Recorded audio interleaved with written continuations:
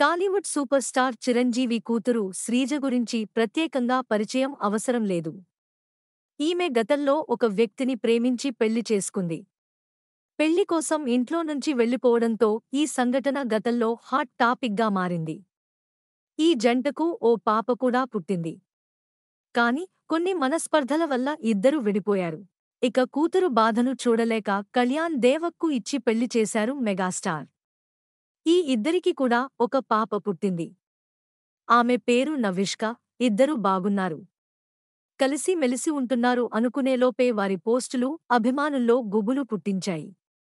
అందరూ ఊహించనట్టు కళ్యాణ్ దేవ్, శ్రీజ ఇద్దరు కూడా విడిపోయారు. చివరకు శ్రీజ తన ఇద్దరు కూతుళ్లతో కలిసి మెగా ఇంట్లోనే ఉంటుంది. ఇద్దరు విడిపోయినా కూడా అధికారికంగా ప్రకటించలేదు. కాని కొన్ని పోస్టులను గమనిస్తే ఇద్దరి పోస్టులు కూడా విడిపోయినట్టే అనిపించేవి.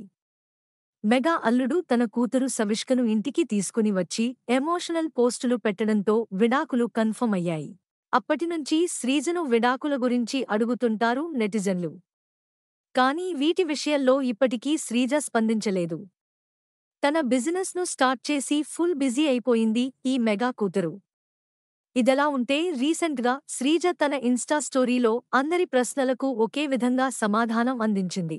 ఎవరైనా తమను తాము ఏ స్థాయిలో ఊహించుకుంటారో అదే స్థాయిలో చూస్తారు అని. అదే స్థాయి కావాలి అనుకుంటారు. ఇదే ఎన్నో ప్రశ్నలకు సమాధానం అంటూ తెలిపింది శ్రీజ.